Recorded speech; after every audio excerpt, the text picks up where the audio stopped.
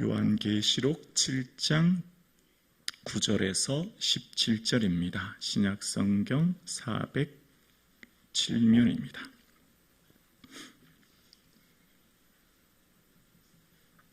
함께 고백드리겠습니다.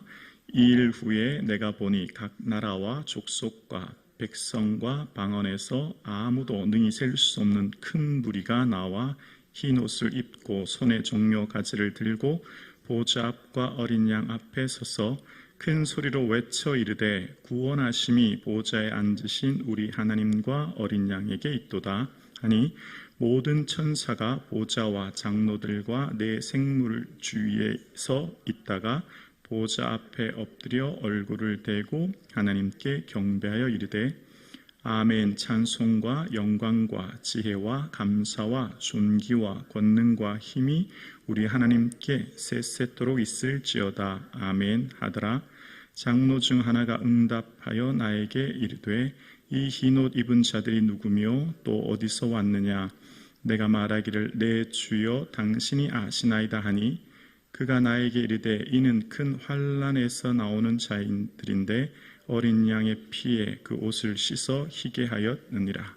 그러므로 그들이 하나님의 보좌 앞에 있고 또 그의 성전에서 밤낮 하나님을 섬기며 보좌에 앉으신 이가 그들 위에 장막을 치시리니 그들이 다시는 줄이지도 아니하며 목마르지도 아니하고 해나 아무 뜨거운 기운에 상하지도 아니하리니 이는 보좌 가운데 계신 어린 양이 그들의 목자가 되사 생명수 샘으로 인도하시고 하나님께서 그들의 눈에서 모든 눈물을 씻어주실 것임이라. 아멘. 할렐루야. 예배를 드릴 수 있도록 허락하신 하나님, 이 하루를 또 이 한 주간을 선물로 주신 하나님께 모든 영광을 돌려드립니다. 계시록 4장에서는 하나님의 보좌 앞에 내 생물들과 또 그에 속한 장로들이 하나님을 찬양하는 하나님의 천상에서의 모습, 오전의 모습을 이야기하고 그 모습과 함께 4장 5장에서는 이 보좌에 들리신 7인을 떼실 자가 누군가를 얘기하면서 어린 양 대신 주님께서 나타나서 그 어린 7인을 떼시게 되죠. 자, 그러면서 이제 그 7인을 떼실 때 7인을 떼는 때마다 오라라고 하면 이제 말이 한 마리씩 등장합니다. 이제 흰 말, 붉은 말 이렇게 말이 등장하는 모습이 6장에 나왔습니다. 그러니까 말이 등장하는 것은 땅입니다. 땅. 하나님의 4장, 5장에서는 하나님의 천상에서의 그 모습이 나오고 이제 7인을 떼실 때 구체적으로 등장하는 곳은 이 땅이었고 이 땅에서 오라라고 하면 이 말이 등장하게 되는데 그때 당시 이 말이 등장하면서 비유가 이제 6장까지 나왔습니다. 그래서 6장의 6번째 인을 떼실 때까지는 아직 고난받는 현재의 상황, 1세기 후반의 그리스도인들의 삶 가운데 있는 그 현재의 상황을 얘기하고 있고 7째 인을 떼실 때 비로소 최종 심판, 마지막 심판이 나타나게 되는데 그때 7째 인을 떼시면 이제 심판할 때 이 황제를 쫓는, 황제의 질서와 가치를 쫓는 자들에 대한 심판이 일어날 것이며 그때 그러면 구원 얻는 백성들은 어떻게 될 것인가? 그러니까 최종 심판이 있을 그때에 구원받는 성도의 모습이 어떻게 될 것인가 라고 하는 것이 이제 7장에 나오는 것입니다. 이해가 되셨나요? 네. 계속 이제 어렵다고 하셔서 다시 한번 반복했습니다. 자, 그러면 마지막 최종 심판이 있을 때에 구원 얻는 수는 누구이며 어떻게 될 것인가에 대해서 얘기하면서 이제 오늘 본문을 잠깐 대략적으로 설명해 드릴게요. 그 구원 얻을 사람은 하나님의 인치신 자들인데 인이라고 하는 것은 도장이잖아요. 이때 당시 도장은 소유를 말하고 그 소유는 곧 하나님의 주되심을 고백하는 사람들에게 치는 인이죠. 그 인친 자들의 숫자가 14만 4천이에요. 자, 그래서 그 14만 4천이 하나님을 찬양하고 경배하며 그 사람들이 하나님의 보좌 앞에서 하나님을 기뻐하고 경배하는 모습이 오늘 장면에 나옵니다. 자, 여기까지 이해가 되셨죠? 자, 그러면 하나 또 말씀을 드릴 것이 있는데요. 요한계시록을 읽을 때 늘 잘 기억해야 될 것이 있어요. 하나님의 어전의 모습, 하나님의 천상의 모습과 땅의 모습이 번갈아 반복적으로 나오는 거예요. 하나님의 계신 그 천상 어전의 모습과 이 땅의 모습이 반복해서 나오는데, 특히 요한계시록에는 두루마리에 나오는 내용이 뭐라고 그랬죠? 보좌에 앉으신 이의 오른손에 들린 두루마리는 앞으로 있어질 인, 나팔, 대접에 대한 것이고, 그것은 최종적으로 있어질 앞으로의 시나리오, 앞으로 있어질 기록된 것인데, 그 인과 나팔과 대접을 떼시는 주요한 사건의 뒤에는 찬양이 나와요. 여기까지 이해되시나요? 앞으로 요한계시록 계속 지금 7인을 떼고 계시잖아요. 7인을 떼실 때 마지막 지금 7인을 떼셨어요. 그 7인을 떼시고 나니까 오늘 본문에 이제 10절에 보면 구원하심이 보좌에 앉으신 이에게 찬양 나오죠. 합창이 나오죠. 자, 저를 한번 다시 봐주세요. 그러니까 중요한 사건인 인, 나팔, 대접 전후, 앞과 후에는 하나님을 경배하고 찬양하는 모습이 나옵니다. 그래서 요한계시록에서 찬양은 무엇인가? 이렇게 하나님을 경배하는 찬양은 두 가지 의미가 있는 거예요. 첫 번째는 사건에 대한 해석이에요. 지금 떼신 인이 어떤 의미인가? 지금 떼신 나팔이 어떤 의미인가? 지금 떼신 대접이 어떤 의미인가에 대한 사건을 해석해줘요. 이 찬양은. 그리고 두 번째는 그리고 난 후에 최종적으로 미래의 구원 얻을, 미래에 있어질 심판에 대해서 보여주는 이야기입니다. 있어질 일들의 미래에 있어질 최종적인 심판에 대한 이야기를 미리 보여주는 거예요. 이해되셨나요? 예. 그렇게 해서 이제 오늘 본문을 다시 생각해 볼게요. 자, 보좌에 앉으신 이의 오른손에 있는 7인을 어린 양 되신 주님이 인을 하나씩 뗄 때마다 인을 하나 떼면 하늘에서 하나님께서 어린 양이 인을 하나 떼면 땅에서는 오라라고 하면 말이 한 마리 나타나고, 또 인을 하나 떼면 오라라고 해서 땅에 말이 하나 나타나고, 그 인을 하나 뗄 때마다 나타나는 말은 전쟁과 기근과 이런 일들이라고 말씀드렸죠. 그때 당시의 상황은 아직 최종 심판 전인 상황, 로마 황제의 통치로 박해받고 어려움받는 그 성도들의 상황 가운데 일어나는 전쟁과 기근과 죽음의 상황이 있을 것을 얘기하고, 이제 7째 인을 떼실 때가 마지막 최종 심판 때의 모습인데, 그럼 7째 인을 떼실 때 마지막에 어떻게 될 것인가? 그때는 바로 두 가지가 나오죠. 구원과 심판이 등장해요. 구원은 예수 믿는 주를 따르는 그리스도인들이 하나님 앞에 구원을 얻게 되고, 심판은 주를 따르지 않는 자들, 믿지 않는 자들은 최종적으로 심판을 받게 될 것을 이야기하시는 겁니다. 그래서 이제 오늘 본문에서는 최종 심판 때에 구원 얻는 백성들은 어떻게 될 것이며 누구인가라고 할 때 그 사람들은 하나님을 예수 그리스도를 주를 고백하는, 주되심을 고백하는, 주를 따르는 자들을 주님께서 인치셨고, 그 인치신 사람들이 14만 4천 명이다라는 겁니다. 자, 이 14만 4천 명은 문자가 아니라 비유고 상징이에요. 그래서 신천지에서는 빨리 2만이를 믿고 우리의 이 14만 4천에 가입해서 들어와야 된다, 빨리 우리를 믿어야 된다, 이걸 문자적으로 해석하는데 이것은 결코 문자가 아니에요. 자, 오늘 본문 이 앞절에 4절에 14만 4천 인친자의 숫자가 나오고 5절에서 8절까지 보면 각 지파별로 한 지파에 12,000명이고요. 자, 5절에 보면 유다 지파 중에 인침을 받은 자가 12,000명이요. 보이시나요? 네. 각 지파별로 12,000명이고 그 12,000명은 몇 개의 지파죠? 12지파예요. 자, 12지파는 이 요한계시록에서 나오는 12지파는 그리스도인들을 말하는 겁니다. 그리스도인들을. 예수 그리스도를 주로 고백하는 그리스도인들을 이때 당시 신약 성경에서는 12지파라고 얘기합니다. 야고보서 1장 1절에 보면 하나님과 주 예수 그리스도의 종 야고보는 흩어져 있는 12지파에게 문안하노라. 야고보서 1장 1절 자막 한번 보여주실래요, 목사님? 네, 괜찮습니다. 못하셔도 됩니다. 그러니까 12지파는 누구라면 그리스도인들을 12지파라고 하는 거예요. 이해되셨죠?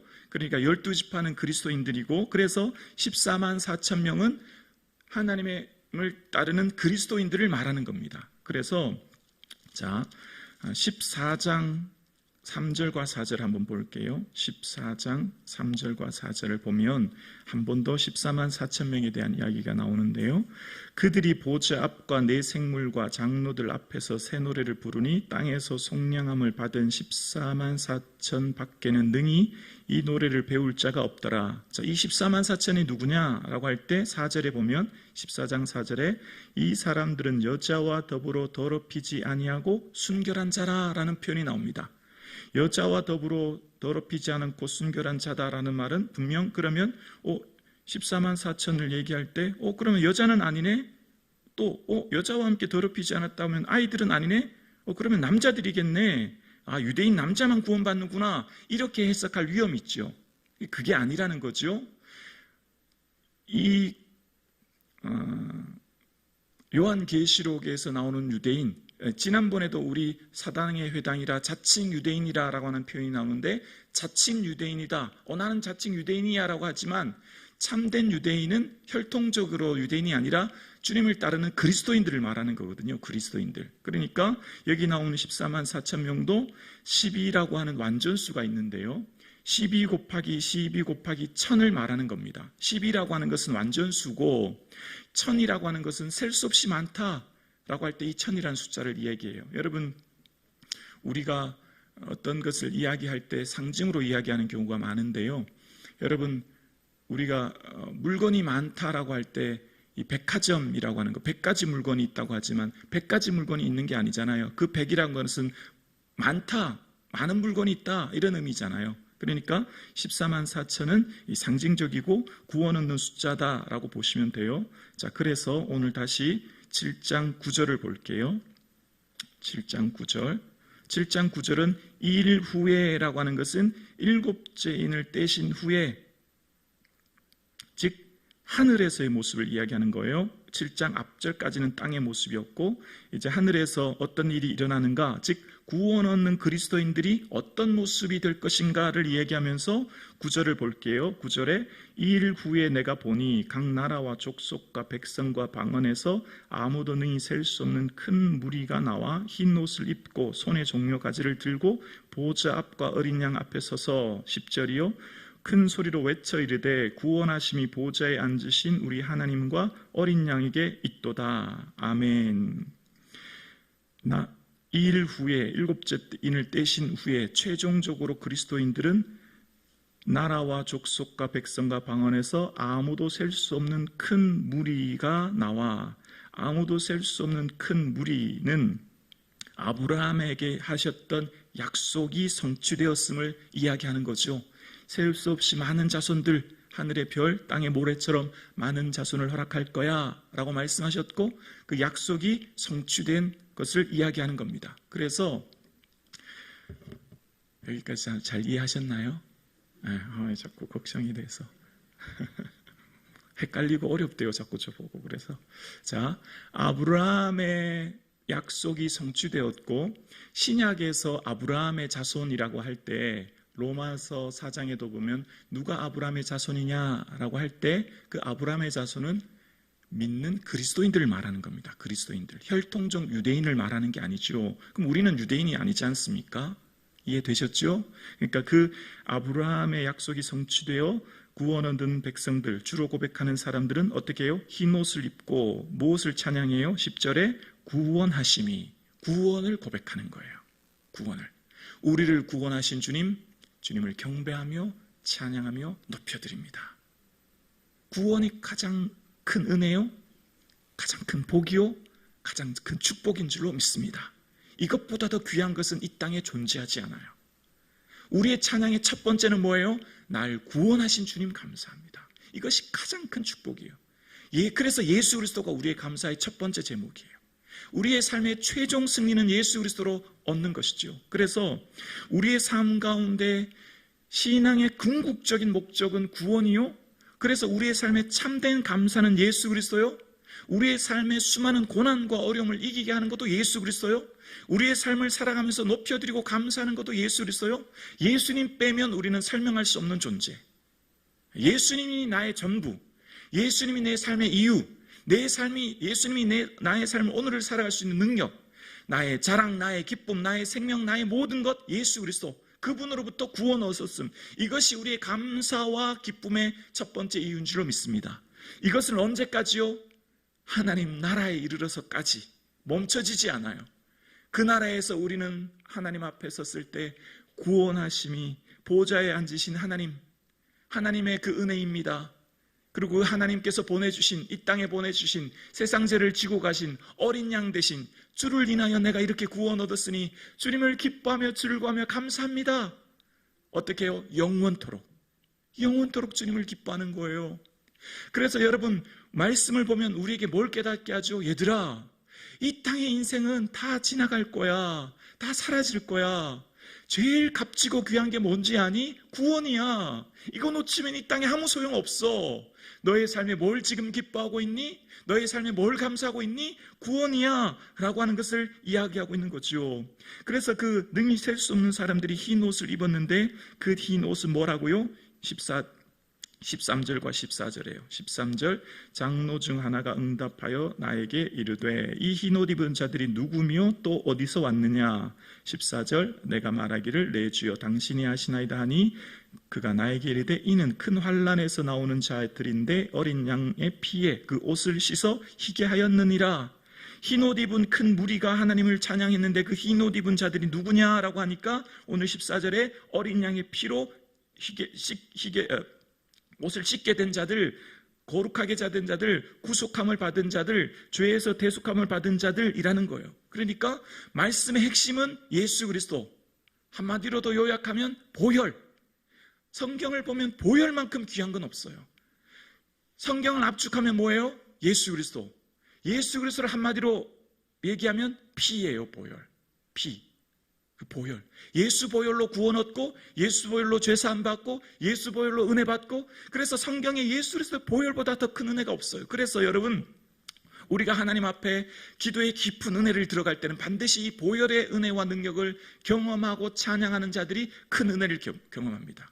그래서 우리가 하나님 앞에 예수 그리스도의 보혈을 깊이 찬양하고 경배하고 높일 때 그 깊은 기도의 은혜, 깊은 하나님의 능력을 경험하게 돼요. 이 보혈을 통과할 때, 하나님의 은혜를 깊이 고백할 때, 보혈의 은혜를 감사할 때 우리에게 주신 놀라운 은혜가 있는 겁니다. 왜 우리가 어떻게 구원함을 받았다고요?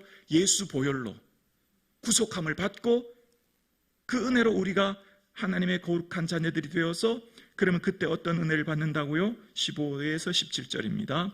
그러므로 그들은 누구죠? 예수 피로 구속함을 받은 흰옷 입은 자들, 구원 받을 백성들, 그들이 어떻게 해요? 15절이요.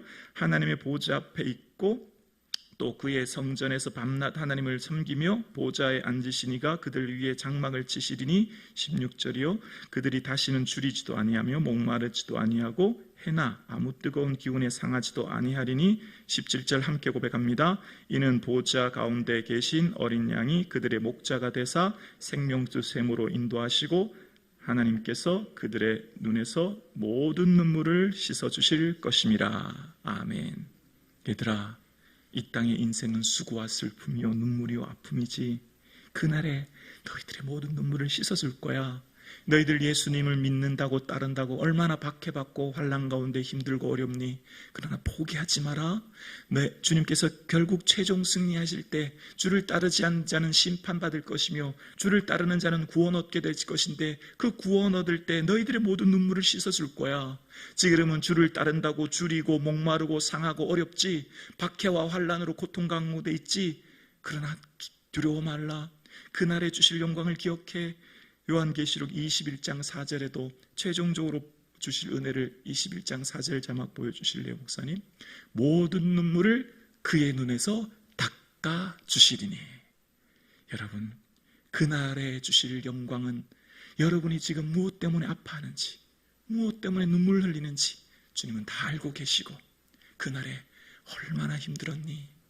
너의 눈물, 나의 아픔 내가 다 알고 있었단다 말씀하시는 그 위로가 있을 것임을 바라보고, 비록 지금은 주리고 상하고 아픔의 시간이지만 그날에 주실 영광을 바라보는 이 아침 되기를 주님의 이름으로 축원합니다.